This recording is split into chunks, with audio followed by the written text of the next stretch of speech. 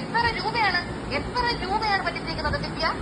ചേച്ചി അത് നേരത്തെ ഓപ്പൺ ആയിട്ട് തുറന്ന് പറഞ്ഞതല്ലേ. ചേച്ചി നിങ്ങളെ വിളി നിർത്തിക്കോ, പല്ലടിച്ചാ പൊട്ടിക്കും. എന്നെ അറിഞ്ഞൂടാ നിങ്ങൾക്ക്. നിങ്ങളോട് നിങ്ങൾ സത്യം പറയാലോ, നിങ്ങൾ എന്റെ മാന്യമായ സൈഡ് മാത്രം ഇതുവരെ കണ്ടിട്ടുള്ളൂ. എന്റെ മാന്യമായ സൈഡ് മാത്രം നിങ്ങൾ കണ്ടുള്ളൂ. എനിക്കൊരു പബ്ലിക് ഇമേജ് ഉള്ളതുകൊണ്ട് ഞാൻ മെയിൻറ്റെയിൻ ചെയ്തതാണ്. നിങ്ങളെക്കാൾ താറ സൈഡ് എനിക്കുണ്ട്. നിങ്ങൾ എന്നത് കാണിപ്പിച്ചു. നിങ്ങളെക്കാൾ താറ സൈഡ് എനിക്കുണ്ട്. പക്ഷെ അത് കട്ടുമോട്ടിച്ചു അല്ല ചെയ്യുന്നത്. മനസ്സിലായില്ലേ? കട്ടുമോട്ടിച്ച് ഞാൻ ജീവിച്ചിട്ടില്ല. എനിക്കൊന്നും കേൾക്കാൻ വയ്യല്ല സുമിച്ചത്. ഞാൻ പോകുന്നു പറ.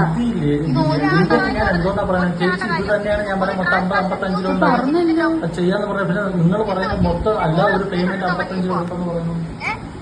ചേച്ചി അതല്ലേ ചേച്ചി ഞാൻ പറഞ്ഞത്, ഒരാൾക്ക് 50-നകത്ത് വെച്ച് ഞങ്ങൾ ഷെയർ ചെയ്ത് എടുത്തിട്ടുണ്ടെന്ന്, കിട്ടിയിട്ടുണ്ടെന്ന്. ഇത് മാത്രം ഉണ്ട് 55,000. അതല്ലാതെ 1000 സ്ക്രീൻഷോട്ട് വേറെ കസ്റ്റമേഴ്സിന് വരാൻ പോകുന്നതേ ഉള്ളൂ. അതും കൂടെ വന്ന് കളക്ട് ചെയ്തിട്ടേ ഞാൻ ഈ വീട്ടിൽ നിന്ന് വട്ടിയൂർക്കാവ് സ്റ്റേഷനിലോട്ട് പോകുന്നുള്ളൂ.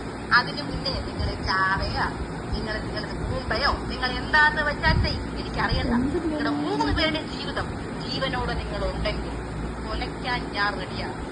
ഞാൻ ഗർഭിണി, എന്റെ കോപ്പ് കുറച്ചൊക്കെ തീർന്നു. അത് ഇന്ന് ഉച്ചവരെ. മനസ്സിലായില്ലേ?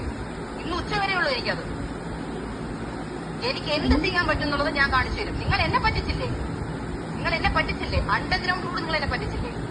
നാട് മുഴുവൻ അറിയുന്ന പോലെ നിങ്ങളെ ഞാൻ ഒരു പറ്റിക്കാൻ പോവാണ്. ഞാൻ കൂട്ടാൻ പോവുകയാണ്.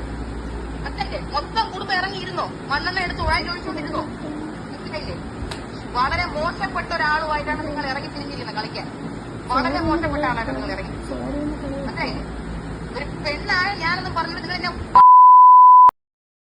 പഴ തിരിഞ്ഞിക്കൊണ്ടിരിക്കുകയായിരുന്നു ഞാൻ. കേട്ടാ ചേച്ചി സോറി ചേച്ചി. സോറി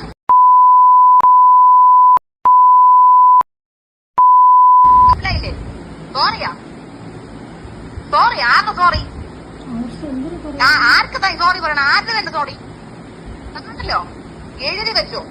യൂട്യൂബ് ചാനലിലൂടെയും പോലീസ് സ്റ്റേഷനിലൂടെ നിങ്ങളുടെ ഞാൻ ഫ്യൂച്ചർ തൊലിക്കും. യൂട്യൂബിലൂടെ നിങ്ങളുടെ ഫുൾ ഇമേജ് ഞാൻ തൊലിക്കും. നിങ്ങൾക്ക് ലോകത്തെവിടെയും പോവാൻ പറ്റാത്ത രീതിയിൽ ഞാൻ ആക്കും. മനസ്സിലായല്ലോ? ലൈഫിൽ നിങ്ങൾ ആരും വാട്സാപ്പിൽ ഈ പ്രൊഫൈൽ പിക്ചർ ഇടൂല. അത് ഇന്ന് നിങ്ങൾ നിർത്തും. ഇന്നത്തോടെ നിങ്ങളുടെ അവസാനത്തെ പ്രൊഫൈൽ റിമൂവിംഗ് ആണ്. ഇന്നത്തോടെ ആൾക്കാരെ മുഖം കാണിക്കാൻ പറ്റാതെ നിങ്ങൾ ജീവിക്കും. മനസ്സിലായല്ലോ? നിങ്ങളെ കാരണം കുറെ കാലം ഞാൻ അനുഭവിച്ചു.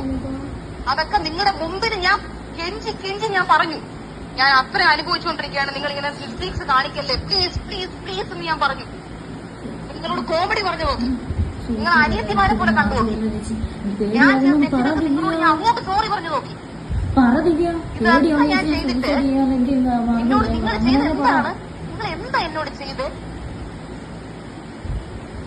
പിന്നെ ഈ പറഞ്ഞ കസ്റ്റമർ, ഇപ്പൊ ദിവ്യക്ക് അയച്ചിരിക്കുന്ന കസ്റ്റമർ, അവരെനിക്ക് മൊഴി തരാമെന്ന് പറഞ്ഞിട്ടുണ്ട്. കാര്യം അവരത് എനിക്ക് തരുന്നു എന്നുള്ള വിശ്വാസത്തിലാണ് ഈ പൈസ തന്നിരിക്കുന്നത്. അവരുടെ എല്ലാ പാർസൽസും ഞാൻ അറിയാതെ ഓഫീസിൽ നിന്ന് സ്റ്റോക്ക് പോയിരിക്കുകയാണ്. അതിന്റെ അച്ഛൻ എടുത്ത സ്റ്റോക്കാണോ ദിവ്യ അത്? മറ്റേ അച്ഛൻ മൈസൂരിൽ പോയിട്ട് ഉണ്ടാക്കിയ സ്റ്റോക്കാണോ അത്? പറ ദിവ്യ. ആ ട്രെയിൻ കയറി മൈസൂരിൽ പോയി എടുത്ത സ്റ്റോക്കാണോ അത്? അല്ല. പിന്നെ ആരോട് ചോദിച്ചിട്ട് അത് വിറ്റത്?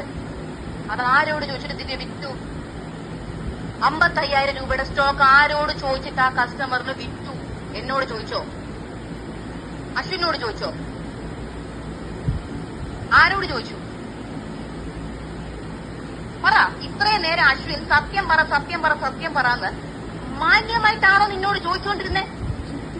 മാന്യമായിട്ടാണോ ദിവ്യ ചോദിച്ചുകൊണ്ടിരുന്നേ? തന്റെ വായിക്കാൻ ചേച്ചി അതല്ലേ ചേച്ചി പറഞ്ഞത് 50-നകത്ത് ഒരാൾ വെച്ച് എടുത്തിട്ടുണ്ടെന്ന്. 50ന്റെ അപ്പ നേരിട്ടുണ്ടായിരുന്നെങ്കിലുണ്ടല്ലോ ചെപ്പ അടിച്ച പൊട്ടിന് 50ന്റെ അകത്ത് നീ പറഞ്ഞ നീ ഇനി 50-നകത്തെന്ന് പറഞ്ഞ വിവരം അറിയും. പൊന്നാര മോളെ, നീ വിവരം അറിയും. മനസ്സിലായില്ലേ? നീ ഉണ്ടല്ലോ ഈ കോളൊക്കെ നീ റെക്കോർഡ് ചെയ്യോ എന്ത് കുന്തം ചെയ്ത് നീ പുറത്തു വിട്ടാൽ എനിക്ക് പ്രശ്നമല്ല. മനസ്സിലായില്ലേ? കാര്യം ഈ കേസിലുണ്ടല്ലോ എന്റെ സൈഡിൽ ഫുള്ള് തെളിവാ. മനസ്സിലായില്ലേ? മൊത്തം തെളിവ് എന്റെ കയ്യിൽ ഇരിക്കുകയാണ്. പിന്നെ പ്രഗ്നന്റ് ആയിട്ടുള്ള ഒരാളെ മാനസികമായി നിങ്ങൾ പീഡിപ്പിച്ചു. ഞാൻ അതിനും നിങ്ങളുടെ പേര് കേസ് കൊടുക്കുന്നുണ്ട്. എന്നെ എന്റെ കൊച്ചിനെ അത് അഫക്ട് ചെയ്യുന്നുണ്ട്. ഞാൻ ഹോസ്പിറ്റലൈസ്ഡ് ആയിരുന്നു നിങ്ങളെ കാരണം. ട്രിപ്പ് എടുത്ത് കിടക്കുമായിരുന്നു നിങ്ങളെ കാരണം. മനസ്സിലായില്ലേ? ഞാൻ എല്ലാത്തിനും നിങ്ങളെ കൊണ്ട് അരിയണിപ്പിക്കും ദിവ്യ, പ്രത്യേകിച്ച് ദിവ്യ. ഈ ഇത്ര നേരം നമ്മൾ ചോദിച്ചിട്ടും ഇതിലൊരൊറ്റ സ്ക്രീൻഷോട്ട് നീ എനിക്ക് അയച്ചെന്നില്ലോടി. എന്നിട്ട് എന്താ നീ പറഞ്ഞ പങ്കിട്ടെടുത്തുന്നാ? ഒരൊറ്റ അടി വെച്ചില്ല പങ്കിട്ടെന്നങ്ങ് നീ പറഞ്ഞ കേട്ടല്ലോ. നീ ഒരടിക്കുള്ളതേ നീ ഉള്ളൂ കേട്ടല്ലോ. ഒരൊറ്റ അടിക്കുള്ളതേ നീ ഉള്ളൂ. അതിന് ഞാൻ വിചാരിച്ചാൽ മതി, വേറെ ആരും വിചാരിക്കണ്ട. പോലീസൊന്നും ഞാൻ ഒരൊറ്റ അടിക്കുള്ളതേ നീ ഉള്ളൂ. മനസ്സിലായല്ലോ? മനസ്സിലായോ ഇല്ലയോ ദിവ്യക്ക്? മനസ്സിലായി ചേച്ചി. ആ നീ നാളെ പോലീസ് സ്റ്റേഷനിൽ വാ. പോലീസ് സ്റ്റേഷനിൽ എന്നെ ആരും സഹായിച്ചില്ലെങ്കിലും കുഴപ്പമില്ല. ഞാൻ ഒറ്റയ്ക്ക് ഓട്ടോ പിടിച്ചിട്ടായാലും ഞാൻ പോയി കേസ് കൊടുത്തിരിക്കും. കാര്യം ഇതിന് എനിക്കൊരു ഉത്തരം വേണം. നിനക്കൊക്കെ എന്തോന്ന് മിനി സ്റ്റേഷനിൽ തരാൻ പറ്റൂലല്ലേ? കാര്യം എന്ത് ഊമ്പിപ്പിച്ചിട്ടിരിക്കുകയല്ലേ? ഊമ്പിപ്പിച്ചിട്ട് എത്ര ഹോൾസെയിൽ പർച്ചേസസ് അവിടെ വന്നെന്നുള്ളത് എനിക്ക് അറിഞ്ഞേ പറ്റൂ. മനസ്സിലായില്ലേ?